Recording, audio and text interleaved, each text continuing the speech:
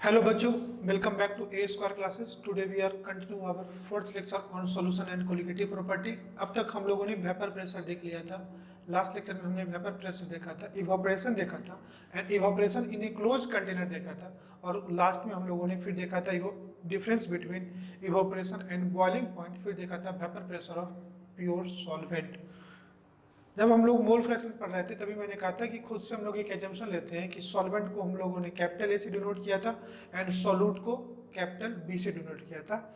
और कल के लेक्चर में हम लोग vapour pressure of pure solvent A पढ़ा था, और उस केस में जो वेपर प्रेशर था वो क्या था, पी ए नॉट था। फिर मैंने कहा था हम लोगों ने देखा था कौन कौन से फैक्टर है जो वेपर प्रेशर को क्या करेगा, अफेक्ट करेगा। जिसमें दो ही चीज़ था कि जो vapour pressure it's value depend upon its value vapour pressure, जिसको पी ए नॉट बोला था, जब के इक्विलिब्रियम देखा तो इट्स वैल्यू इक्वल टू के equilibrium, hence it is only depend upon temperature. फिर कुछ और फैक्टर था जिसमें वेपर प्रेशर डिपेंड कर रहा था, जिसमें था nature of solvent particle. Nature of solvent particle, अगर सॉल्वेंट पार्टिकल के बीच में जितना ज़्यादा फोर्स ऑफ अट्रैक्शन होगा उसका इवोपरेशन कम होगा, और उस केस में वेपर प्रेशर डेवलप कम होगा। फिर कल ही हम लोगों ने कहा था कि आज की क्लास में हम लोग पढ़ेंगे वेपर प्रेशर ऑफ सॉल्यूशन। अब सॉल्यूशन में एक बार क्या डालेंगे, वोलाटाइल कंपोनेंट, दूसरी बार क्या डालेंगे, नॉन वोलाटाइल कंपोनेंट। फिर देखेंगे कल जो हम लोगों ने देखा था vapour pressure of pure solvent, जिस केस में vapour pressure P A naught था, और फिर मैंने कहा था जो पी ए नॉट होगा always given in the problem होगा। आइए आज के टॉपिक में लेक्चर में हम लोग देखते हैं कि क्या पढ़ना है। तो आज हम लोगों को पढ़ना है vapour pressure of solution. Vapour pressure of solution की बात करूं तो सॉल्यूशन में दो कंपोनेंट होगा, एक सॉल्यूट और दूसरे को क्या बोलते हैं, सॉल्वेंट। इसमें एक कंपोनेंट होगा सॉल्यूट, दूसरा होगा सॉल्वेंट। और मैंने कहा था जो सॉल्वेंट है वो वोलाटाइल नेचर का है, जो सॉल्वेंट है वो किस नेचर का है, वोलाटाइल नेचर का है।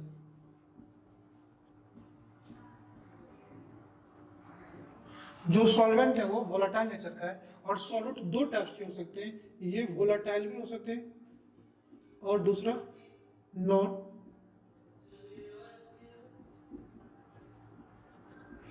वोलाटाइल सॉल्वेंट भी हो सकते हैं, नॉन वोलाटाइल सॉल्वेंट हो सकते हैं।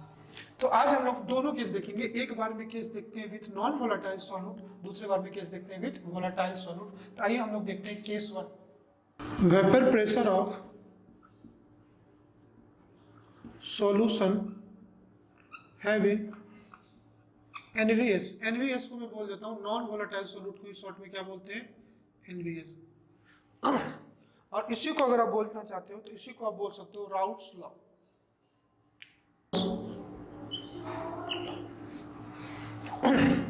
अगर इस सॉल्यूशन में दो कंपोनेंट हैं तो एक को अपन बोलेंगे क्या, सॉल्यूट, दूसरे को क्या बोलेंगे। इस सॉल्यूट एंड सॉल्वेंट के नेचर को देखते हैं कि नेचर किस किस टाइप का है।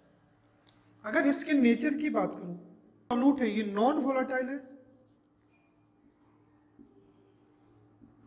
और जो अपना सॉल्वेंट है ये वोलाटाइल है। जो सॉल्यूट है वो नॉन वोलाटाइल है, जो सॉल्वेंट है वो नॉन वोलाटाइल है। अगर इसके फिजिकल स्टेट की बात करूं, अगर नॉन वोलाटाइल है तो कल ही हम लोगों ने कहा था on the basis of vapour pressure जितने भी सब्सटेंस है उसको दो कैटेगरी में डिवाइड किया था हम लोगों ने। एक को बोला था वोलाटाइल, दूसरे को बोला था नॉन वोलाटाइल। तो ये किस टाइप के होंगे, non volatile, solid in nature होंगे। और किस नेचर के होंगे ये, अगर इसके वेपर प्रेशर की मैं बात करूं, ये सॉल्यूट है तो इसका वेपर प्रेशर कितना हो जाएगा, 0। और इस केस में इसका जो वेपर प्रेशर होगा, सॉल्वेंट को क्या ले, पी नॉट। सॉल्वेंट को हम लोग ए से डिनोट कर लेते हैं, सॉल्यूट को बी से डिनोट कर लेते हैं। अगर इसके अमाउंट की बात करूं, इसके मोल की बात करूं, तो इसके मोल को हम लोग एन बी ले लेते हैं, और इसके मोल को number of mole of solute N A ले लेते हैं। अगर इसके मोल फ्रैक्शन की बात करूं, लेना पड़ेगा और इसको एक्स से लेना पड़ेगा। जो एक्स बी है, number of mole of B upon number of mole of B upon number of mole of A, और जो एक्स ए है वो number of mole of A upon number of mole of A upon number of mole of B. ये कुछ basic properties है तो हम लोग देखा, और दोनों के मोल फ्रैक्शन को आप ऐड कर दोगे तो यहाँ पे मैं लिख देता हूँ XA plus XB it is always equal to mole fraction of all the component present in the solution will always unity। अब इसी टाइप के सॉल्यूशन को हम लोगों को समझना है, आइए हम लोग एक एक करके पढ़ते हैं। प्योर सॉल्वेंट का देखा था, आज हम लोगों को सॉल्वेंट को भी देखना है और उसके रिस्पेक्ट में इसके सॉल्यूशंस को देखना है। समझो इस कंटेनर में अगर प्योर सॉल्वेंट ए है, सॉल्यूशन है, तो ये सॉल्यूशन है, तो इसमें बोथ क्या होगा, ए प्लस बी। और ये सॉल्वेंट है तो इसमें पूरे के पूरे वोलेटाइल कंपोनेंट ए होंगे। तो इसके सरफेस पे सिर्फ किसके पार्टिकल होंगे, तो आप कहोगे सर इसके सरफेस पे सिर्फ ए के पार्टिकल होंगे, तो इसके सरफेस पे बोथ ए एंड बी के पार्टिकल होंगे, ए भी होंगे और बी भी होंगे। सरफेस पे किसका पार्टिकल ज्यादा होगा, तो इस सॉल्यूशन में जिसका अमाउंट ज्यादा होगा, इस सॉल्यूशन में जिसका अमाउंट ज्यादा होगा, सरफेस पे उसके पार्टिकल क्या होंगे, ज्यादा होंगे, उसके मोल ज्यादा होंगे। इस केस में प्योर सॉल्वेंट ए है तो ये वोलेटाइल नेचर के हैं, तो इसके पार्टिकल इवोपरेट होंगे।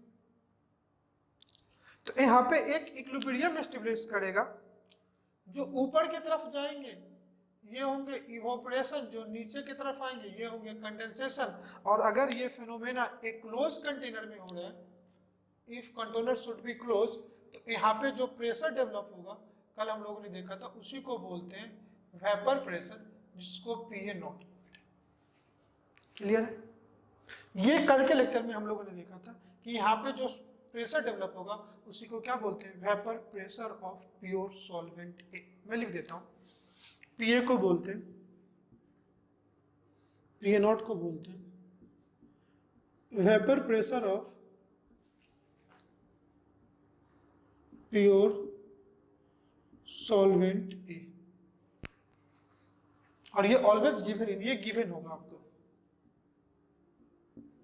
अगर इस केस में बात किया जाए, तो इस केस में ए का तो वोलेटाइल नेचर है, तो ए तो वोलेटाइल नेचर के होंगे और बी वोलेटाइल नेचर के नहीं है, तो सिर्फ इवोपरेशन किसका होगा, ए के पार्टिकल या बी के पार्टिकल का। तो आप कहोगे sir just because of B non volatile है, यहाँ पे जो अभी हम लोग देखा है ए वोलेटाइल है और जो बी है वो नॉन वोलेटाइल है, और due to their non volatile nature B के पार्टिकल का इवोपरेशन नहीं होगा, तो जो वेपर फेज में ओनली ए का पार्टिकल होगा। इस केस में जो पार्टिकल होंगे ओनली इवोपरेशन ए के पार्टिकल का होगा,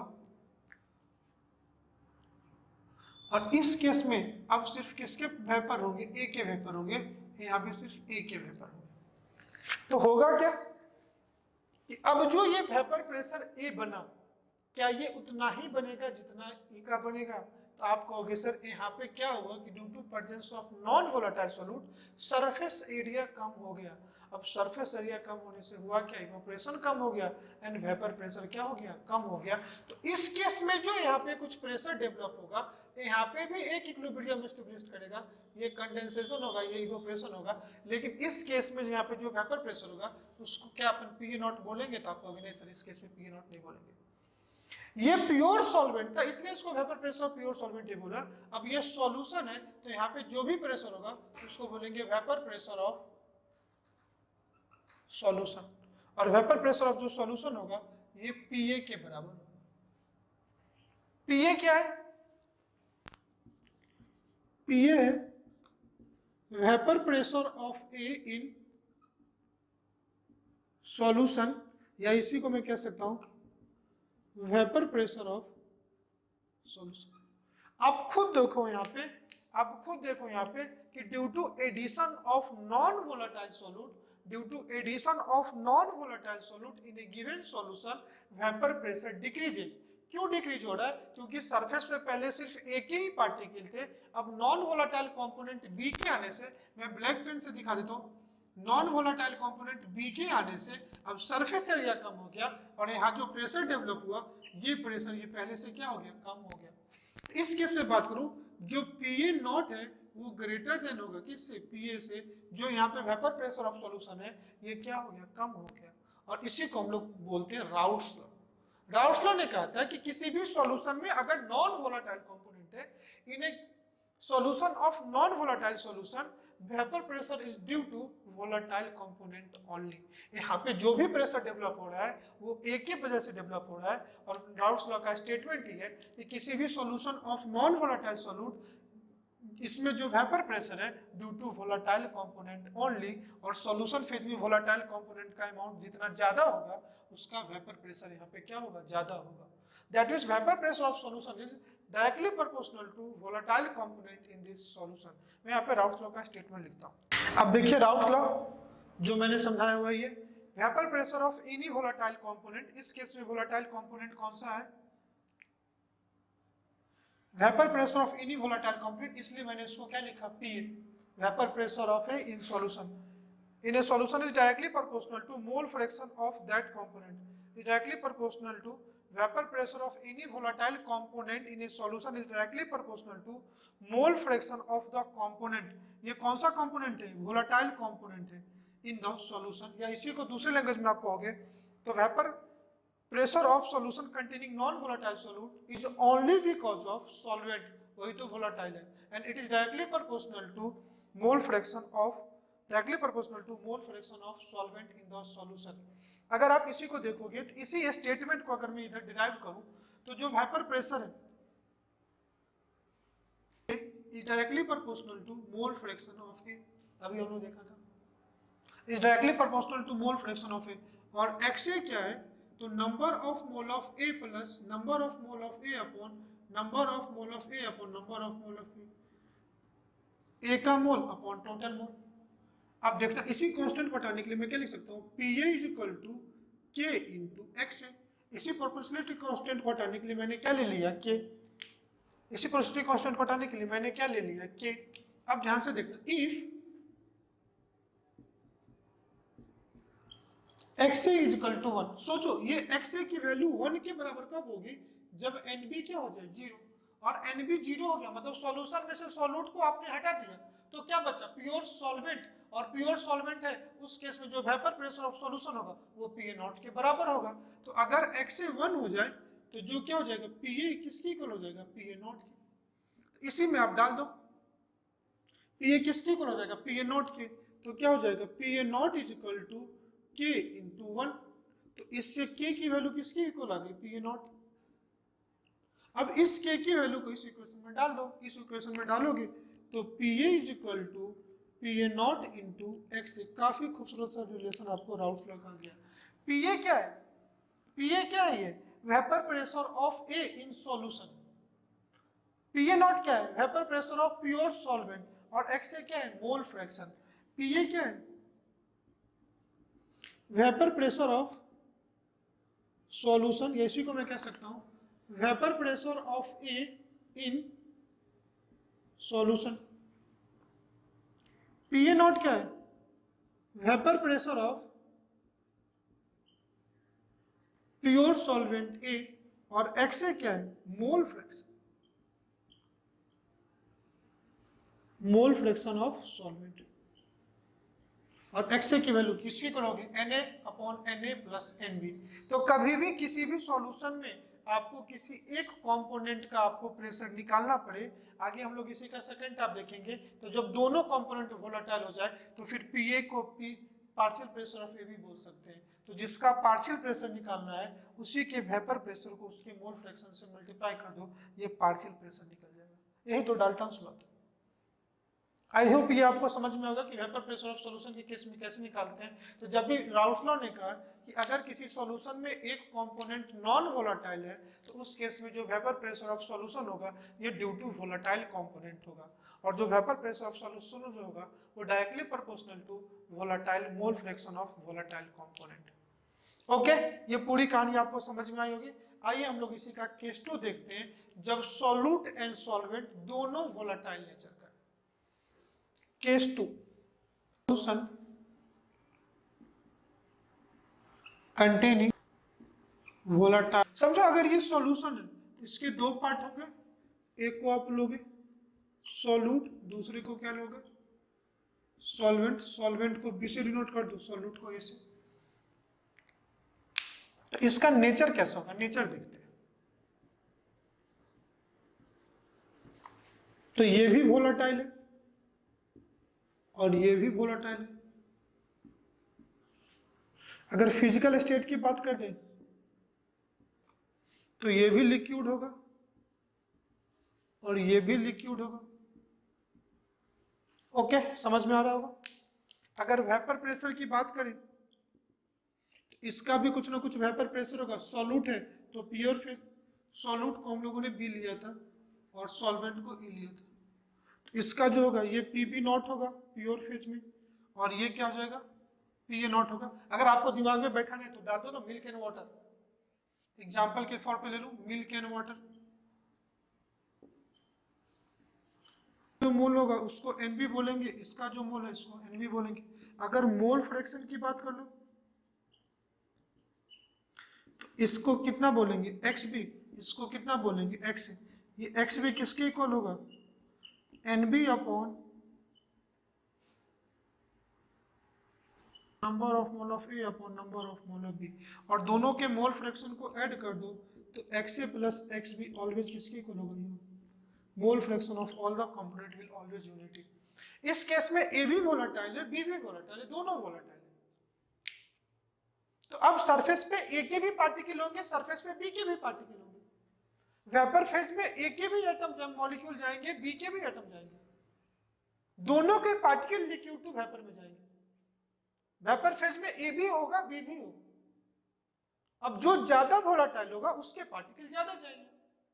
हम खुद से एज्यूम कर लेते हैं कि A is more volatile than B, ऐसे हम लोग एज्यूम करते हैं।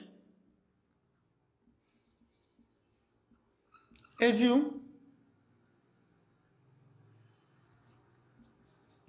A is more volatile than B, मतलब जो Pa नॉट है ग्रेटर देन किसके और Pb नॉट। अब इसके बेसिस पे हम लोग इसको समझते हैं। आइए देखते हैं, आइए समझते हैं इस सॉल्यूशन को। ये अपना प्योर सॉल्वेंट ए है, ये प्योर सॉल्यूट बी है, ये सॉल्यूशन है, सॉल्यूशन तो इसमें दोनों होगा। तो इसके सरफेस पे सिर्फ ए के पार्टिकल होंगे, इसके सरफेस पे सिर्फ बी के पार्टिकल होंगे, ध्यान से देखना। और इस केस में इसके सरफेस पे अगर ये सॉल्यूशन है तो इसमें बोथ ए एंड बी है, यहाँ पे बी है और यहाँ पे ए है। इसके सरफेस पे ए भी होंगे और बी भी होंगे, सरफेस पे यही कंडीशन होगा। अब होगा क्या कि मैंने पहले ही जूम किया है, ए ज्यादा वोलेटाइल है तो ए के केस में जो एरो का साइज है मैं थोड़ा सा बड़ा बना दे रहा हूँ। इक्विलिब्रियम एस्टेब्लिश होगा between both A and B. जो ऊपर की तरफ जाएगा उसको बोलेंगे इवोपरेशन, जो नीचे की तरफ आएगा उसको बोलेंगे कंडेंसेशन। ये तो ये पार्टिकल है, और यहाँ जो वेपर प्रेशर डेवलप होगा उसी को बोलेंगे PA naught, vapour pressure of pure solvent A, क्योंकि यहाँ पे एक एक वेपर बनेंगे। ए क्या है, इवोपरेशन फेनोमेना है, सी कंडेंसेशन फेनोमेना है। यहाँ पे भी एक इक्विलिब्रियम एस्टेब्लिश होंगे in between A and B. V less volatile है तो B के केस में एरो में छोटा बना रहा हूं, तो यहां पे भी B के पार्टिकल होंगे वेपर फेज में। और इस केस में जो B के केस में वेपर प्रेशर होगा उसको बोलते हैं PB net, vapour pressure of pure solvent B। अब इस केस में यहां पे B के भी पार्टिकल होंगे और A के भी पार्टिकल होंगे। जो ए के पार्टिकल होंगे वो ए ज्यादा वोलेटाइल है तो ए का एरो में बना दे रहा हूं। तो यहाँ पे ए के भी पार्टिकल होंगे और बी के भी पार्टिकल होंगे। तो इस केस में भी यहाँ पे एक प्रेशर एक्सर्टेड होगा, लेकिन क्या उस प्रेशर को पीए नॉट, पीए और पीबी बोल सकते हैं? तो आप कहोगे नहीं, क्योंकि सर ये सॉल्यूशन है तो यहाँ पे जो प्रेशर होगा उसको वेपर प्रेशर ऑफ सॉल्यूशंस बोलेंगे। तो इस केस में यहाँ पे जो प्रेशर डेवलप होगा इसको वेपर प्रेशर ऑफ सॉल्यूशन, या तो मैं पी या पीएस बोल दूं। अब ध्यान से देखना कि ये जो P है वेपर प्रेशर ऑफ सॉल्यूशंस है, ये यहाँ पे जो प्रेशर होगा उसको मैंने लिया PA नॉट, यहाँ जो प्रेशर है उसको क्या लिया PB नॉट, और इस केस में जो प्रेशर है उसको P लिया। ये P जो होगा, ये P जो वेपर प्रेशर है ये लेस वोलाटाइल कंपोनेंट से तो ज्यादा होगा लेकिन मोर वोलाटाइल कंपोनेंट से क्या होगा, कम होगा। आप ध्यान से देखना, क्योंकि इस सॉल्यूशन में A एंड B के दोनों पार्टिकल हैं, अगर वो वैसे A के पार्टिकल जिसके ऊपर B का पार्टिकल आ जाए, वैसे A के पार्टिकल जिसके ऊपर B का पार्टिकल आ जाए तो B लेस वोलेटाइल है, ये इसके इवोपरेशन के रेट को कम कर देगा। लेकिन वैसे B का पार्टिकल जिसके नीचे A का पार्टिकल आ जाए तो ये क्या कर देगा, ये ज्यादा वोलेटाइल है तो ये B के वोलेटाइल नेचर को क्या कर देगा, बढ़ा देगा। ऑब्वियसली PA नॉट और PB नॉट की बात करोगे तो PA नॉट PB नॉट से ग्रेटर है, बड़े ध्यान से समझना। ये जो PA नॉट है ये PB नॉट से ग्रेटर है क्योंकि A का वोलेटाइल नेचर ज्यादा है, दैट मींस A के जो पार्टिकल होंगे उनकी काइनेटिक एनर्जी जो होगी B से ज्यादा होगा। तो A का एस्केपिंग टेंडेंसी ज्यादा है, A के एस्केपिंग टेंडेंसी ज्यादा होने से अगर A B के नीचे आ गया तो ये B के को क्या करेगा, वो इवोपरेट कराने की कोशिश करेगा, तो V को वेपर फेज में भेजेगा तो B का तो वेपर प्रेशर कम हो जाएगा, लेकिन व्हाट अबाउट A का पार्टिकल, तो A का वेपर प्रेशर क्या हो जाएगा, कम हो जाएगा। तो ये जो P है, ये जो P है ये छोटा हो जाएगा किससे, PA नॉट से, क्योंकि वेपर प्रेशर ऑफ A अभी भी ज्यादा रहेगा। हमेशा जो सॉल्यूशन का प्रेशर होगा वो मोर वोलेटाइल कंपोनेंट से कम होगा और लेस वोलेटाइल कंपोनेंट से क्या होगा, ज्यादा होगा। लेकिन ये सॉल्यूशन B से ज्यादा होगा, तो ये प्रेशर का रेंज कहाँ होगा, तो PB नॉट से ग्रेटर होगा और PA नॉट से क्या होगा, छोटा होगा। कितनी बात समझ में। अब इस केस में जो सॉल्यूशन का प्रेशर है P, इस केस में जो सॉल्यूशन का प्रेशर है P, अब ये प्रेशर तो A के भी पार्टिकल और B के पार्टिकल दोनों से बनेगा। तो इस प्रेशर में जो A का प्रेशर उसको क्या बोलेंगे, अगर A के प्रेशर की बात करो तो उसको बोलते हैं PA और B के प्रेशर की बात करो तो उसको क्या बोलते हैं, PB। अब हुआ क्या कि वेपर फेज में दो वेपर बन गए, ए का भी वेपर है और बी का भी वेपर है, और जो सॉल्यूशन का प्रेशर यहाँ पे एग्जर्ट हो रहा है, यहाँ पे जो सॉल्यूशन का प्रेशर एग्जर्ट हो रहा है वो by the combination of both A का वेपर एंड बी का वेपर, दो गैस के मिक्सचर से मिलकर प्रेशर बन रहा है। याद करो Dalton's law of partial pressure, Dalton's law of partial pressure कह रहा है total pressure exerted by the mixture of two non reacting gas is equal to sum of partial pressure of all gas। तो A का जो individual pressure है जिसको मैं PA बोल रहा हूं, that is called vapour pressure of A in solution या partial pressure of A। PB क्या है, पार्शियल प्रेशर ऑफ B, और इन दोनों के मिलके जो प्रेशर होगा उसी को क्या बोलते हैं, P, vapour pressure of solution. तो ये जो P है वो PA प्लस PB के इक्वल होगा। यहां लिखता हूं P is equal to both PA plus PB।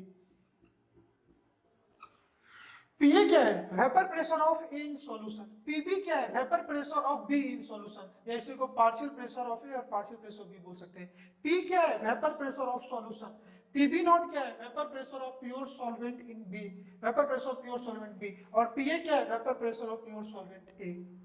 तो जब दोनों कंपोनेंट अगर वोलेटाइल नेचर के हो तो जो सॉल्यूशन का प्रेशर होगा वो लेस वोलेटाइल कंपोनेंट से तो ज्यादा होगा लेकिन मोर वोलेटाइल कंपोनेंट से कम होगा।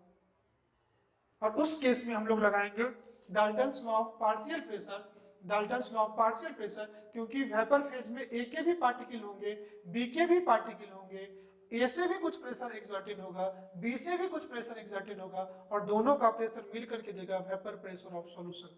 The pressure exerted by A is called as vapour pressure of A in solution, या डायरेक्टली आप पार्शियल प्रेशर भी बोल सकते हो, और बी का जो प्रेशर होगा उसको बोलेंगे पार्शियल प्रेशर ऑफ बी या vapour pressure of B in solution, and दोनों का मिलकर क्या होगा, टोटल प्रेशर। इसी को बोलते हैं Dalton's law of partial pressure. तो अब थोड़ा सा पहले मैं यहाँ पे लिख दूं इसको क्या बोलते हैं। अगर मैं DLPP की बात करूं, two non reacting gas, pressure exerted by a mixture of two non reacting gas is equal to sum of partial pressure of each gas, और इसी को बोलते हैं P is equal to P A plus P B, P is equal to P A plus P B. आओ एक एक term को लिखता हूं। पी ए नॉट क्या है? Vapour pressure of pure solvent A, pure solute B. P A क्या है? Vapour pressure of A in solution, या इसी को बोल सकते हैं partial pressure of A. P B क्या है? Vapour pressure of B in solution, या इसी को बोलते हैं पार्शियल प्रेशर ऑफ पी। और पी क्या है? Vapour pressure of solution. तो डाल्टन साहब क्या कहते हैं कि अगर किसी मिक्सचर ऑफ दो नॉन रिएक्टिंग गैस है, डाल्टन साहब कहते हैं कि अगर कोई नॉन रिएक्टिंग गैस का मिक्सचर है, कि अगर कोई नॉन रिएक्टिंग गैस का मिक्सचर है तो हर गैस का जो इंडिविजुअल प्रेशर होगा उसको अपन बोलते हैं पार्शियल प्रेशर। और सारे गैस के पार्शियल प्रेशर को आप ऐड कर दो, सारे गैस के अगर पार्शियल प्रेशर को ऐड कर दो तो जो टोटल प्रेशर होगा वही वेपर प्रेशर ऑफ सॉल्यूशन होगा। फिर मैं एक जब भी कहा राउल्स लॉ से आप देखोगे तो इस केस में जो ज्यादा कंपोनेंट वोलाटाइल होगा उसका जो वेपर प्रेशर होगा उसका पार्शियल प्रेशर ज्यादा होगा। अगर आप ऐसे सोचो, एक चीज तो समझ में आई कि अगर ए एंड बी दोनों वोलाटाइल है, both A and B are volatile, then vapour pressure of solution is greater than less volatile component, while vapour pressure of solution is less than more volatile component. Vapour pressure of solution is less than more volatile component while vapor pressure of solution is greater than less volatile component। पहली चीज तो ये समझना। दूसरा कि इस vapour phase में ए के भी वेपर होंगे और बी के भी वेपर बढ़ेंगे। ए के वेपर को बोलेंगे वेपर प्रेशर ऑफ ए या partial pressure of A, B के वेपर प्रेशर को बोलेंगे वेपर प्रेशर ऑफ बी या पार्शियल प्रेशर ऑफ बी। दोनों के पार्शियल प्रेशर को ऐड कर दो तो आपको क्या मिलेगा? Total pressure. ये डाल्टन्स लॉ से था। अब राउल्स लॉ क्या कहता था कि किसी सॉल्यूशन में वेपर फेज में उसके पार्टिकल ज्यादा होंगे जिसके मोल फ्रैक्शन ज्यादा होंगे। राउल्स लॉ को अगर इंप्लीमेंट करोगे तो यहाँ पे ए एंड बी में से उसके वेपर ज्यादा बढ़ेंगे सॉल्यूशन में जिसका अमाउंट ज्यादा होगा। ये राउल्स लॉ था। मैं फिर से बोलता हूं, इस वेपर फेज में यहाँ पे जो वेपर बने हैं ए के भी हैं बी के भी हैं, किसके वेपर ज्यादा बनेंगे? तो इस सॉल्यूशन में जिसका अमाउंट ज्यादा होगा वहां पे इसके वेपर ज्यादा होंगे। कोई दिक्कत?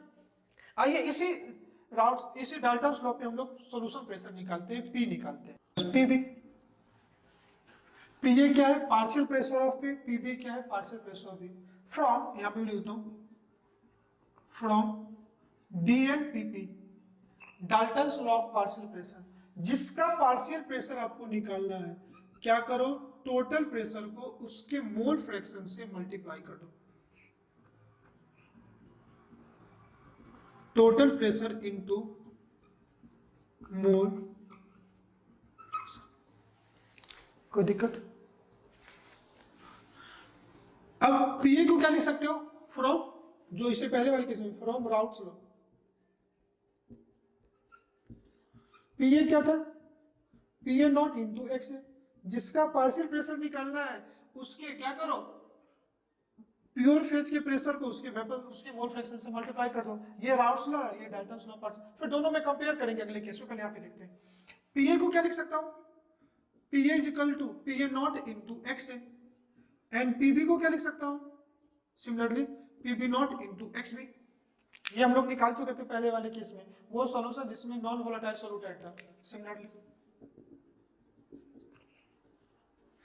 इन दोनों केस में डाल दो। इसमें P is equal to P A naught into X A plus P B naught into X B. कोई दिक्कत? हम लोगों ने पहले देखा था mole fraction of all the component will always be unity, तो X A is equal to 1 minus X B, ये हम लोगों ने देखा था। अब किसी एक एक्स ए की जगह में क्या डाल दूं? 1 minus X B, P A naught into 1 minus X B plus P B naught into X B. इसको मल्टीप्लाई कर दो। P is equal to P A naught minus P is equal to, ये पी ए नॉट था, P A naught minus P A naught into X B plus P B naught into X B. अब यहां से x B common ले लें तो P is equal to P A naught plus P B naught minus P A naught into X B. और ये क्या है? P total pressure. स्टार्ट कर रहे हो आप तो ये B पे खत्म होगा। P A naught alternative P A naught P B naught P A naught X B. Similarly अगर आप एक्स बी को 1 माइनस एक्स से लिखोगे, अगर आप इस एक्स बी को सब्स्टिट्यूट करते 1 माइनस एक्स से तो ये फॉर्मूला बनता P A is equal to P B naught plus P A naught minus P B naught into X. This is your Raoult's law. Raoult's law for दो solution having both volatile and non volatile component. अब पहले वाले case में देखो B क्या था? Non volatile. B क्या था? Non volatile. तो B अगर नॉन वोलेटाइल था तो B का प्रेशर कितना हो जाएगा? 0। पी बी नॉट 0 हो जाएगा। पी बी नॉट 0 कर दो, पी बी नॉट 0 कर दो तो P is equal to P A naught into X आगे। तो यही राउट्स हम लगाते हैं जब कोई सॉल्यूशन में एक कंपोनेंट वोलेटाइल हो, दूसरा कंपोनेंट नॉन वोलेटाइल हो, या दोनों कंपोनेंट वोलेटाइल हो तो आप लगा सकते हो। सिंपल याद करने का ट्रिक है। P क्या है? टोटल प्रेशर है। आप जिससे लिखना स्टार्ट करोगे अपोजिट चलता जाएगा। अब यही कंफ्यूज होता है ना, कहाँ पे किस में से किसको माइनस करना है। तो याद रखना, ये पी ए नॉट से स्टार्ट करोगे तो P A naught plus P B naught minus P A naught into X B, और ये पी बी नॉट से स्टार्ट करोगे तो P B naught plus P A naught minus P B naught into X A. आप आराम से समझ। आइए इसी कॉन्सेप्ट पे हम लोग क्या करते हैं, कुछ क्वेश्चंस करते हैं। आई होप आपको समझ में आया होगा। ठीक है, तो अब दो से ज्यादा दो नॉन रिएक्टिंग गैस है, कभी भी दो या दो से ज्यादा अगर दो नॉन रिएक्टिंग गैस है तो उस केस में जो टोटल प्रेशर होगा, उस केस में जो टोटल प्रेशर होगा वो पार्शियल प्रेशर ऑफ जितने भी कंपोनेंट उस मिक्सचर में है सबके पार्शियल प्रेशर के बराबर होगा। डाल्टन्स लॉ हमेशा वेपर फेज गैसेस में निकालते हैं, और उस केस में जो पार्शियल प्रेशर होगा टोटल प्रेशर को उसी के मोल फ्रैक्शन से मल्टीप्लाई कर दो, आप क्या निकल जाओगे? Partial pressure. अगर राउट्स लॉ निकालते हो सॉल्यूशन फेज में तो राउट्स लॉ कहता है कि जिसका पार्शियल प्रेशर चाहिए उसी के टोटल प्योर फेज का जो वेपर प्रेशर है उसको उसके मोल फ्रैक्शन से मल्टीप्लाई कर दो। राउट्स लॉ कहता है कि अगर वोलेटाइल या नॉन वोलेटाइल कोई भी कंपोनेंट हो, सॉल्यूशन फेज में जिसका मोल फ्रैक्शन ज्यादा होगा, वेपर फेज में उसका मॉलिक्यूल या एटम एलिमेंट क्या होंगे? ज्यादा होंगे। मिक्सचर वोलेटाइल और नॉन वोलेटाइल का है तो जो प्रेशर बनेगा वेपर प्रेशर वो वोलेटाइल कंपोनेंट से होगा। तो अगर एक वोलेटाइल दूसरा नॉन वोलेटाइल है तो जो वेपर प्रेशर होगा ड्यू टू वोलेटाइल कंपोनेंट, और अगर दोनों वोलेटाइल है तो जो वेपर फेज में जिसका मोल सॉल्यूशन फेज में मोल फ्रैक्शन ज्यादा होगा, सॉल्यूशन में जिसका अमाउंट ज्यादा होगा उसके वेपर ज्यादा बनेंगे। आई होप ये बात समझ में आ गई होगी आपको। तो आइए इसी पे कुछ न्यूमेरिकल हम लोग करते हैं, फिर देखेंगे relation between Dalton's law and relation between या comparison between Dalton's law and Raoult's law. फिर हम लोग निकालेंगे वेपर में किसके मोल फ्रैक्शन ज्यादा है। अब तक हम लोग वेपर फेज में ऐसे थ्योरेटिकली बात की है, हम लोगों ने कैलकुलेट नहीं किया है कि ए एंड बी के जो वेपर बने, ए एंड बी के जो वेपर बने किसके वेपर ज्यादा है। तो वेपर फेज में हम लोग कंपेयर करेंगे मोल फ्रैक्शन क्या होता है। कोई एक सॉल्यूशन है जो ए से भी बना है एंड बी से भी बना है, ए के 2 मोल है, बी के 3 मोल है। ए solution is made up of 2 mole of A and 3 mole of be having their vapour pressure 200 mm of Hg and 500 mm of Hg respectively। एक बार लिख लो, मैं क्वेश्चन फिर से डिक्टेट कर देता हूँ। A solution is made up of 2 mole of A and 3 mole of B and their vapor pressure is 200 and 500 mm of Hg respectively। Then calculate vapor pressure of solution। अभी हम लोगों ने formula क्या निकाला कि अगर सॉल्यूशन में दोनों के दोनों वोलेटाइल कंपोनेंट है तो जो प्रेशर होगा वो Pa प्लस Pb के बराबर होगा। यही तो हम लोगों ने देखा, और इसको पुट करोगे तो P is equal to Pa naught into XA plus Pb naught into XB। अब इस फॉर्मूले में देखना, दूसरा फॉर्मूला हम लोग निकाला था P is equal to Pa naught plus Pb naught minus Pa naught into XB, और दूसरा टर्म देखोगे P is equal to Pb naught plus Pa naught minus Pb naught into XB। दोनों फॉर्मूला में difference क्या है? इस formula में देखो P A naught P B naught दोनों आपको लगेगा, P A naught and P B naught दोनों लगेगा, और X A and X B दोनों लगेगा, मतलब दोनों के मोल फ्रैक्शन की वैल्यू आपको डालनी पड़ेगी। और इस फॉर्मूला में या तो X A and X B किसी एक का मोल फ्रैक्शन लगेगा। तो जब आपको जिस क्वेश्चन के अकॉर्डिंग आप 2-3 क्वेश्चन करोगे आपको आइडिया लग जाएगा कि आपको कौन सा फॉर्मूला यूज करना है, दिस वाला या दिस वाला, या तो ये लगाना है या ये। इसमें दोनों X A and X B आपको नोन होना चाहिए, इसमें कोई एक का भी मोल पता है तो हो जाएगा। अब यहाँ पे इस क्वेश्चन में देखिए आप कि दोनों इसमें वेपर प्रेशर ऑफ सॉल्यूशन निकालना है, तो क्या आ जाएगा P is equal to P A naught into X A plus P B naught into X B. तो पी ए नॉट कितना है 200 इंटू, अगर इसका एक्स ए निकालोगे तो एक्स ए कितना हो जाएगा 2/5, और इसका एक्स बी निकालोगे तो कितना हो जाएगा 3/5। 200 इंटू 2/5 प्लस 500 इंटू 3/5, नहीं होगा, इससे करोगे तो ये कितना हो जाएगा 40 80 प्लस 300, तो 380 mm of Hg। I hope आपको ये समझ में होगा, कोई दिक्कत? तो एक छोटा सा क्वेश्चन बन गया था, समझो इसी क्वेश्चन का एक दूसरा टॉपिक दे दूं, इसी क्वेश्चन का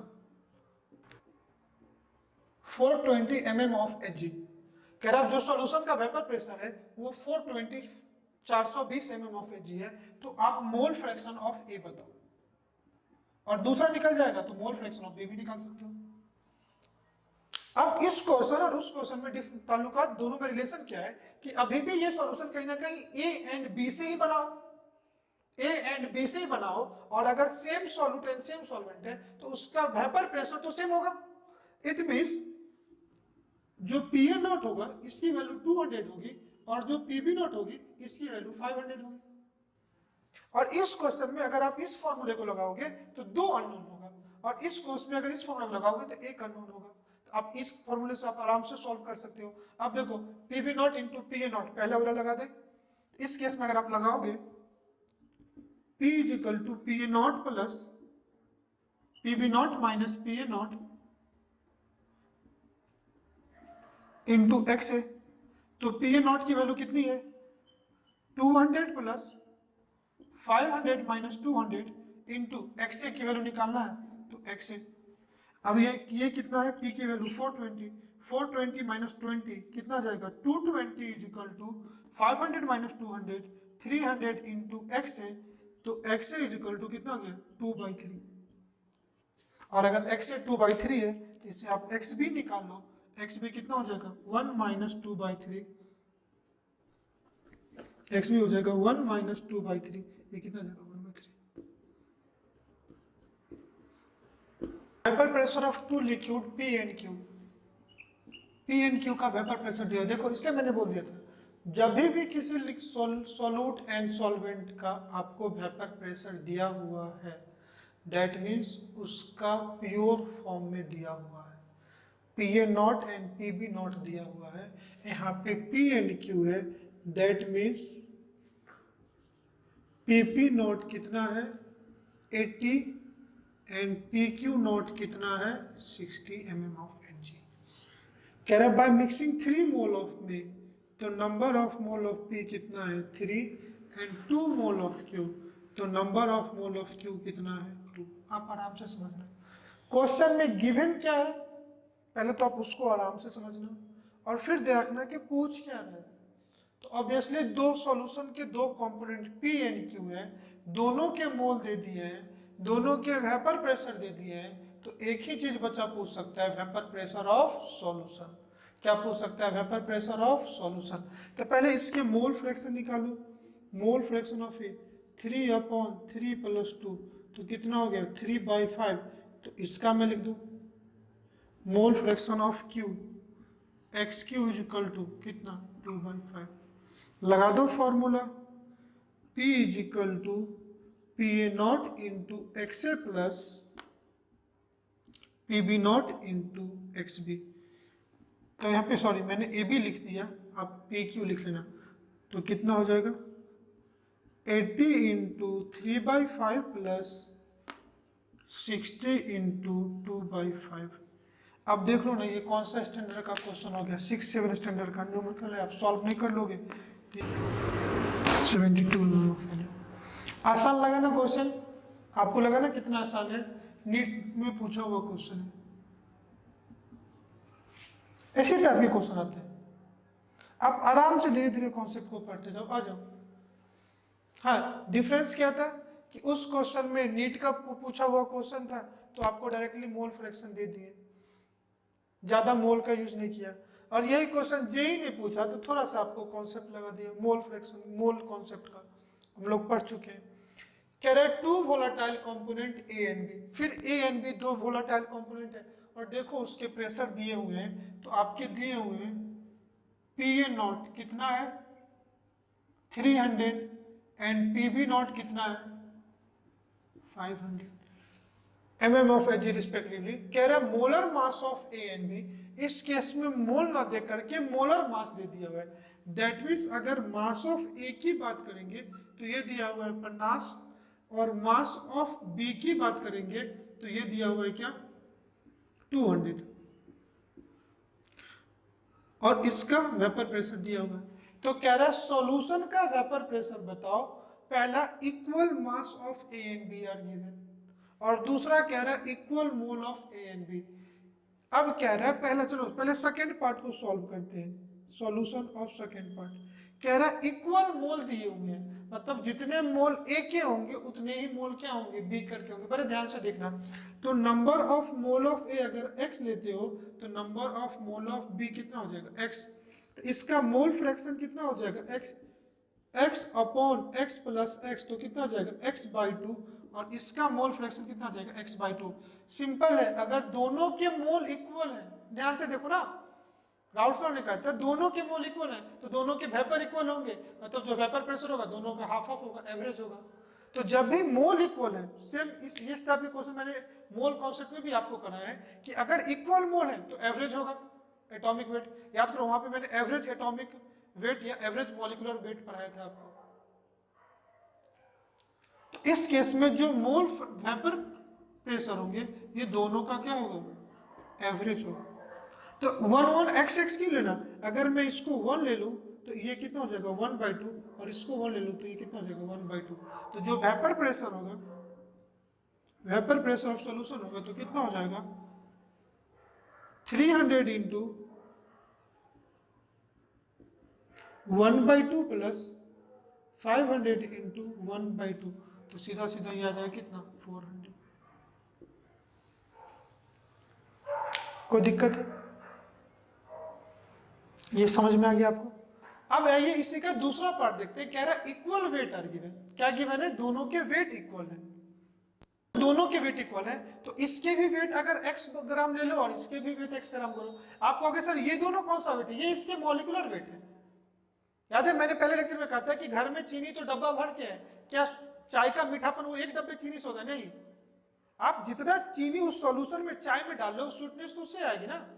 तो ये ए एंड बी का मॉलिक्यूलर वेट है। कह रहा है कितना वेट उस सॉल्यूशन में डालोगे, कितना वेट आप उसके सॉल्यूशन में डालोगे, तो कह रहा है दोनों का इक्वल वेट डालना है, मतलब इसका x डाल लो तो इसका भी x डाल लो। अब ध्यान से देखो, फॉर्मूला में तो मोल फ्रैक्शन लगाना है ना, और मोल फ्रैक्शन के लिए मोल आना चाहिए, तो क्यों नहीं किसी एक का वेट और दोनों का मोल निकालना है तो किसी एक के बराबर ले लो, कम से कम किसी एक का मोल 1 तो आएगा ना, तो आपका प्रॉब्लम क्या हो जाएगा, कैलकुलेशन इजी हो जाएगा। तो समझो इसका भी वेट मैंने 200 ले लिया और इसका भी वेट हमने 200 लिया। कह रहा है इक्वल वेट लेना है, तो मैं क्यों एक्स वाई कुछ भी लूं, एक किसी एक के मॉलिक्यूलर वेट के इक्वल ले लेता हूं। अगर इस दोनों का वेट अगर 200 है तो इसका मोल ऑफ, अगर दोनों का वेट इक्वल है, दोनों का वेट इक्वल है, तो क्यों नहीं मैं एक का वेट किसी एक के मॉलिक्यूलर वेट के इक्वल ले लूं, तो कम से कम उसका मोल तो 1 आएगा ना। तो मैंने दोनों का वेट, इसका भी 200 है इसका भी 200 लिया, तो इसका भी मॉलिक्यूलर वेट, इसका मोल कितना आ गया 4, इसका मोल कितना आ गया 1, तो इसका मोल फ्रैक्शन ऑफ ए कितना आ जाएगा 4/5, और इसका मोल फ्रैक्शन ऑफ बी कितना आ जाएगा 1/5। आपको कैसे टोटल मोल 4 + 1 कितना हो गया 5, तो 4/5 1/5। फॉर्मूला डाल दो, vapour pressure is equal to A का कितना 300 इंटू 4/5 प्लस 500 इंटू 1/5, तो ये कितना गया 100, ये कितना गया 240 प्लस 100 कितना 340। कोई दिक्कत? आसान है। इसी टाइप के आपको क्वेश्चन मिलेंगे। इसी टाइप पे एक छोटा सा कॉन्सेप्ट बनता है जो सेम आपको इसी टाइप के क्वेश्चन से याद आ रहा होगा, मैंने मोल में भी आपको पढ़ाया था, एवरेज मोलर मास या एवरेज एटॉमिक मास। जब रिडॉक्स रिएक्शन पढ़ाया था तो वहां पे कहा था एवरेज ऑक्सीडेशन नंबर, और यहाँ पे भी वेपर प्रेशर आ रहा है। याद है अपना एएस शॉर्टकट, जिसका परसेंटेज निकालना है एवरेज में से उसके अपोजिट वाले को माइनस कर दो, नीचे में दोनों का डिफरेंस मल्टीप्लाई 100। तो पहले जो हम लोग राउल्स लॉ पढ़े उस पे हम लोग इसका ग्राफ देखते हैं, फिर उस शॉर्टकट को देखेंगे। तो हम लोग का फॉर्मूला आया था P = PA naught into XA plus PB naught into XB, और ऐसे लिखोगे P = PA naught plus PB naught minus PA not PA into XB, या दूसरा देखोगे P = PB naught plus PA naught minus PB naught into X। ये दो formula है। अब हम लोग इसका ग्राफ प्लॉट करेंगे मोल फ्रैक्शन एंड प्रेशर में, mole fraction and total pressure. यही P क्या है? Vapour pressure of solution. ये जो P है यही वेपर प्रेशर ऑफ सॉल्यूशन। अब देखो इस ग्राफ को, किसी एक ग्राफ को आप कंपेयर कर दो स्ट्रेट लाइन के graph y = mx plus c। इस ग्राफ को अगर तुम आप प्लॉट करोगे, देखो मैं प्लॉट कर रहा हूं,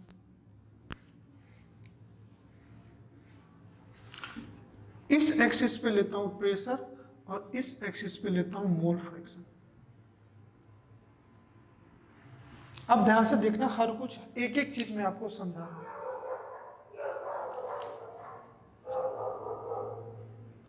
y एक्सिस पे क्या है? प्रेशर। x एक्सिस पे क्या है? Mole fraction. तो ये y एक्सिस है, this is your y and this is your x axis. x के साथ जो होता है इसी को क्या बोलते हैं? इंटरसेप्ट, सॉरी इसी को क्या बोलते हैं? स्लोप, और c जो है यही इंटरसेप्ट पॉइंट है। तो ये ग्राफ कैसा होगा? स्ट्रेट लाइन जैसा होगा। आप इसको देख लो, y = c plus m into x, तो c इसके बराबर है और m इसके बराबर है, बीच में है। अगर ये ग्राफ मोल फ्रैक्शन बीच में है तो मोल फ्रैक्शन की वैल्यू कहां से कहां हो सकती है? 0 to 1। समझो यहाँ पे अगर x से 0 है तो यहाँ पे x भी कितना हो जाएगा? 1, क्योंकि आप कहोगे सर आपने ही तो कहा था XA plus XB equal to क्या होगा? 1। अगर इस पॉइंट पे x से 0 है तो इस पॉइंट पे XB 1 है, तो अगर आप यहाँ से यहाँ जाओगे तो इस पॉइंट पे क्या होगा? XA की वैल्यू बढ़ेगी तो यहाँ पे XA इक्वल टू 1 हो जाएगा, क्योंकि दोनों मिलकर के हमेशा 1 हो रहा है, तो 1 0। और इस पॉइंट पे आओगे आप, ये 0 to 1 होगा। और इस केस में कहीं भी वैल्यू होगी तो दोनों के XB प्लस X दोनों 1 के इक्वल होगा। कुछ ज्यादा ही गर्मी आज हो रही है। When XB = 1, जब प्योर है तो उस केस में जो सॉल्यूशन होगा उसी को बोलते थे PB नॉट। क्लियर है? और अगर XA 1 है तो इस केस में जो प्रेशर होगा उसी को क्या बोलेंगे? PA naught. In general PA naught और PB नॉट को हमने लिया, एज्यूम किया था ना कि A is more volatile than B, तो इसलिए ये ज्यादा है। तो PA नॉट की वैल्यू कहां से होगी? 0 to यहां तक जाएगी, तो ये स्लोप ऐसा होगा। PA = PA नॉट होगा तो PA P नॉट के इक्वल हो जाएगा। इस केस में जो वैल्यू होगी ये यहां से यहां होगी, और इस केस में जो PB होगा ये PB नॉट इंटू XB होगा। तो when X B is equal to 0, P भी 0 हो जाएगा, बढ़ेगा तो ये बढ़ेगा, ये तो इंडिविजुअल केस में होगा। और यहां से जो होगा दैट इज ये सॉल्यूशन का प्रेशर होगा, P A plus P B के बराबर, that is your Raoult's law, ये जो ग्राफ हो। आगे हम लोग इस सिलेबस को पढ़ेंगे, तो जब हम लोग टाइप ऑफ सॉल्यूशन पढ़ते हैं आगे सिलेबस में आएगा, ये दो टाइप के सॉल्यूशन होते हैं, एक आइडियल सॉल्यूशन और दूसरा नॉन आइडियल सॉल्यूशन। ये जो हम लोग का है आगे हम लोग आएगा, ये routes law for ideal solution होगा, फॉर आइडियल सॉल्यूशन के लिए। नॉन आइडियल हम लोग देखेंगे, फिर उसमें दो टाइप के होंगे, एक पॉजिटिव डेविएशन और दूसरा निगेटिव डेविएशन के होते हैं। कोई दिक्कत? आइए एक और काफी खूबसूरत सा क्वेश्चन है, एक छोटा सा क्वेश्चन है, हम लोग उसको करते हैं, आप इसको क्वेश्चन देखिए क्या कह रहा है, कह रहा है vapour pressure of volatile component is given by P is equal to 5.3 minus 2.3 XB, where XB जो है वो मोल फ्रैक्शन ऑफ B है। तो आप PA not and PB not की वैल्यू बताओ। XB mole fraction of B है, P और PB नॉट क्या हो सकता है, तो vapour pressure of pure solvent A and B। आइए इस इक्वेशन को लिखिए, देखो क्या है, P is equal to 5.3 minus 2.3 into XB, यही है। आइए इसका जो इक्वेशन है उस इक्वेशन को लिखते हैं, P इज इक्वल टू आपको याद होगा PA naught plus PB naught minus PA naught into XB। इसको इक्वेशन 1 लो, इसको इक्वेशन 2 लो, और इन दोनों इक्वेशन को आपस में कंपेयर करके देखो। कंपेयर करोगे तो PA नॉट की वैल्यू कितनी आ जाएगी, PA नॉट की वैल्यू आ जाएगी 5.3। कोई दिक्कत? ये जो 2.3 है ये किसकी वैल्यू हो जाएगी, तो ये वैल्यू हो जाएगी PB naught minus PA naught की जो वैल्यू होगी ये माइनस 2.3 के इक्वल होगी, यही है ना, यही है ना, ये वैल्यू इसके इक्वल है माइनस के। तो इसमें PA नॉट की वैल्यू पुट कर दो, PB naught is equal to PA naught minus 2.3, तो ये आ जाएगा 5.3 माइनस 2.3, तो ये वैल्यू आपको आ जाएगा 3 के इक्वल। आसान है, बिल्कुल आसान है, आप इसको करोगे आप आराम से सॉल्व हो जाएगा, कोई दिक्कत? और भी एक मेथड है जिससे आप इसको सॉल्व करके देख सकते हो। आप क्या करो, इस इक्वेशन में किसी एक को 0 कर दो। आप देखो XB 0 कर दो, इसी इक्वेशन में मैंने कहा था ना कि अगर इस इक्वेशन में अगर XB 0 हो जाएगा तो ये क्या हो जाएगा, PA नॉट। अगर XB 0 करोगे तो PA नॉट किसके बराबर हो जाएगा, 5.3 के इक्वल हो जाएगा। तो PA नॉट 5.3 है, तो फिर उसकी वैल्यू पुट करके XB निकाल लो। आप इजिली इसको सॉल्व कर सकते हो, कोई दिक्कत नहीं। तो इसी टाइप के छोटे छोटे क्वेश्चन मिलेंगे। आइए हम लोग इसी कॉन्सेप्ट को आगे बढ़ाते हैं और आज के लेक्चर का लास्ट जो सिलेबस से देख लेते हैं, comparison between routes law and Dalton in vapour phase. मैंने कहा था जब A एंड B दोनों वोलेटाइल नेचर के हैं, जब A एंड B दोनों वोलेटाइल नेचर के हैं, मैंने थोड़ी देर पहले कहा था जब A एंड B दोनों वोलेटाइल नेचर के हैं तो वेपर फेज में A के भी प्रेशर बनेंगे एंड B के भी प्रेशर बनेंगे। अगर A का भी कुछ फ्रैक्शन इन वेपर फेज, ऐसे में मैंने कहा था कि डाल्टन्स लॉ वर्सेस राउट लॉ। अभी जो पिछला केस हमने केस 2 देखा था कि solution having both solution in which both solute and solvent are volatile in nature, then in such cases in vapour phase particle of both A and B are present in the vapor। तो किसके vapour ज्यादा बनेंगे, तो solution में जिसके amount ज्यादा होंगे उसके वेपर ज्यादा बनेंगे, और सॉल्यूशन में जो भी A और B के अमाउंट होंगे उसके रिस्पॉन्डिंग आप उस करस्पॉन्डिंग आप उसका मोल निकाल लोगे और उसके बाद उसका मोल फ्रैक्शन निकाल लोगे। लेकिन वेपर फेज में A एंड B के कितने वेपर बनेंगे हम लोग इसी को पढ़ेंगे, और इसी का एक एप्लीकेशन है फ्रैक्शन डिस्टिलेशन। जब वैसे दो लिक्विड को आप सेपरेट कर लेते हो जिसका अलग अलग वेपर प्रेशर या वोलेटाइल नेचर होता है, तो हम लोग बाद में उस आज तो टाइम नहीं मिलेगा लेकिन उसके एप्लीकेशन फ्रैक्शन डिस्टिलेशन को भी अगले लेक्चर में हम लोग देख लेंगे, फिर टाइप्स ऑफ सॉल्यूशन देखेंगे। आइए इसको समझ, क्लोज कंटेनर है, तो ए भी वोलेटाइल नेचर के हैं और बी भी वोलेटाइल नेचर के हैं। इस पे ए के भी पार्टिकल होंगे एंड बी के भी पार्टिकल होंगे, बी के भी वेपर बनेंगे।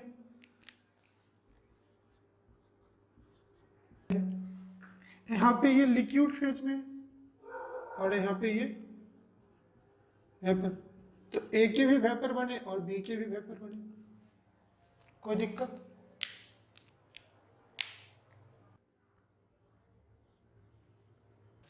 इस केस में क्या लगाएंगे? Dalton's law.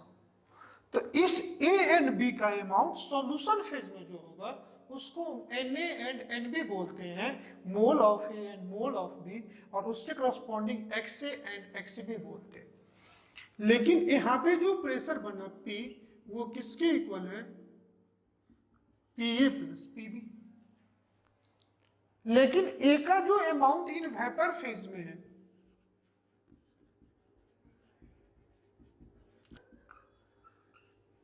इसको, तो Ya क्या है?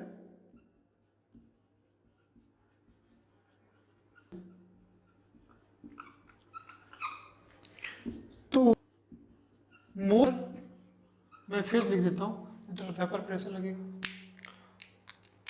लिक्विड फेज में जो होगा Xa एंड Xb, मैं साथ में लिखता हूं, मोल फ्रैक्शन ऑफ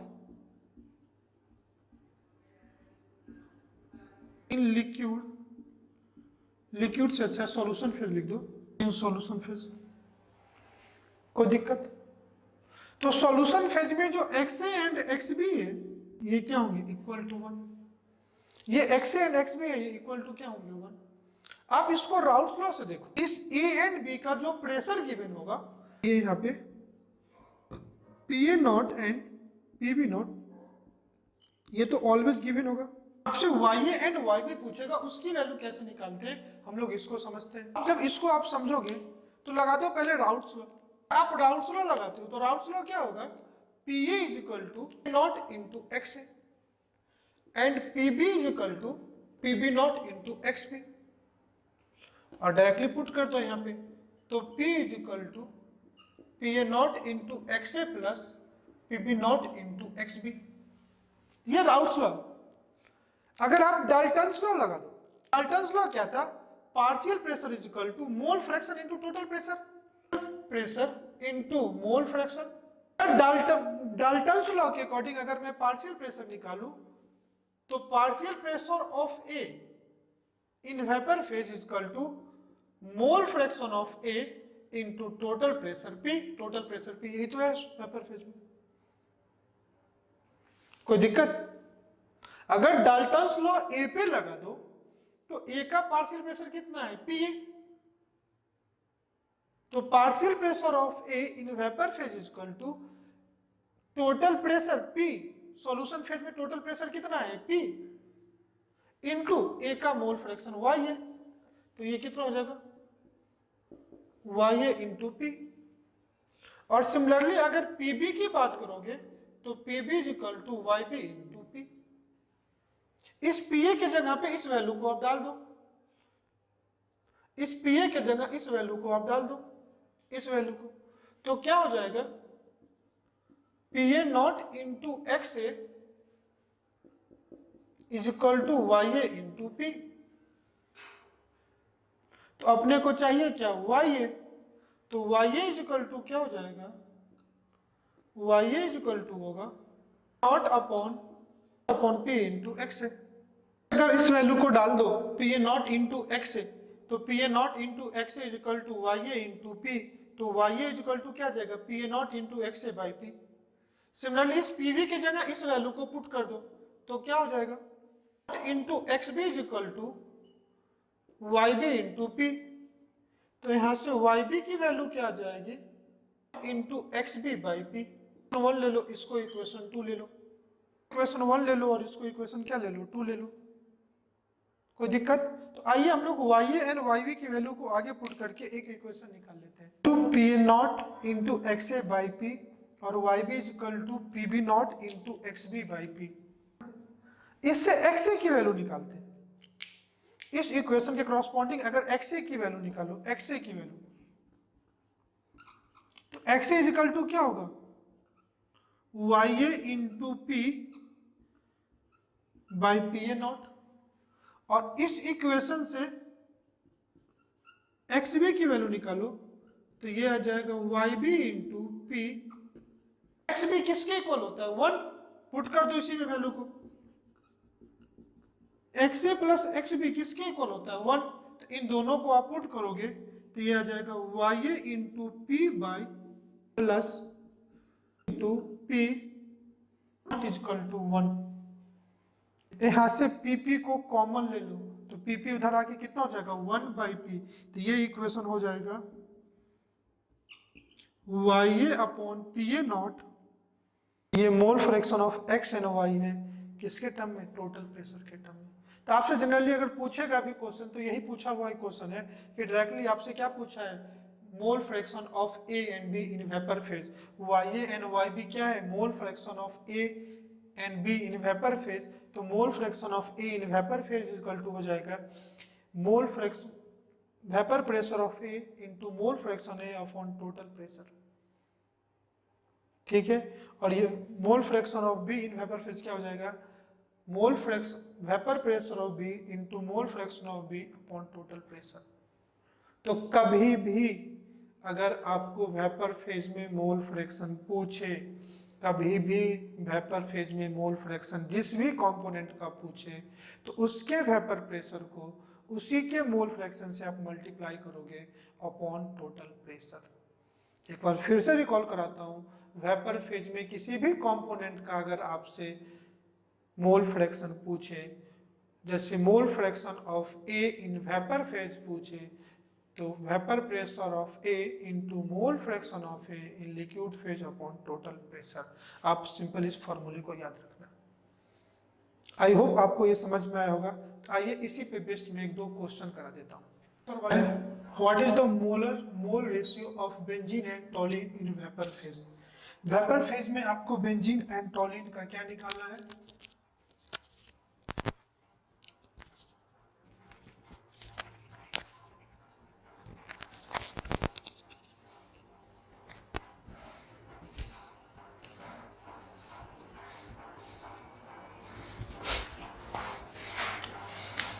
क्वेश्चन देखिए क्या रहा है, what is the mole ratio of benzene and टॉलिन in vapour phase.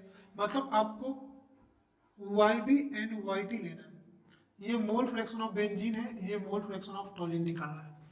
कह रहा है सॉल्यूशन का प्रेशर दिया हुआ है, तो P आपको दिया हुआ है 120 टॉर्क और इन दोनों का ये दिया हुआ है।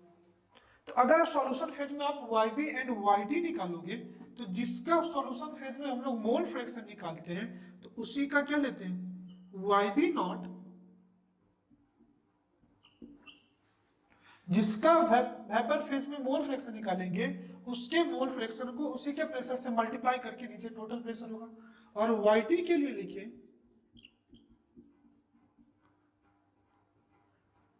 ये PB नॉट होगा, तो ये हो जाएगा PT naught into XT by P। यही होता, इन दोनों को डिवाइड कर दो तो ये आ जाएगा YB by YT is equal to PB naught into XB upon PT naught into XT। पहले मोल फ्रैक्शन निकाल लें, P is equal to PB naught plus P is equal to PT naught plus PB naught minus PT naught into toluene benzene, toluene तो यहाँ पे mole fraction of benzene आ जाएगा। Toluene कितना दिया हुआ है 50 plus 150 minus 50 into XB is equal to ये दिया हुआ है 120 टॉर्क। फॉर्मूला लगा दो तो ये कितना हो जाएगा 120 minus 50 70 is equal to 100 mole fraction of benzene. तो mole fraction of benzene is equal to हो जाएगा 7/10। कितना हो जाएगा 7/10। तो mole fraction of toluene is equal to हो जाएगा 3/10। ये कैसे, तो 1 में से माइनस कर दो 7, 1 माइनस 7/10 ये क्या जाएगा 3/10। तो ये 7/10 ये क्या जाएगा 3/10। ये निकल गया तो पुट कर दो डायरेक्टली। पी बी नॉट कितना है 150, 150 multiply X B 7/10 upon 50 multiply 3/10, 10 10 cancel, ये कितना 3,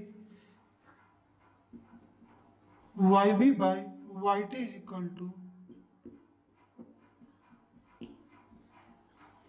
7/, तो एक का मोल फ्रैक्शन आएगा 7/8, दूसरे का आएगा 1/8। तो एक का मोल आएगा 7/8, दूसरे का क्या आएगा 1/8। That is your answer.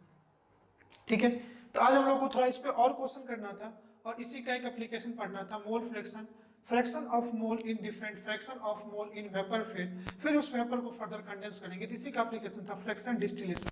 Actually आज गर्मी ज़्यादा है इसलिए हम ज़्यादा पढ़ा नहीं पा रहा हूँ। तो ऑलरेडी आपको मैंने वेपर प्रेशर ऑफ सॉल्यूशन पढ़ाया।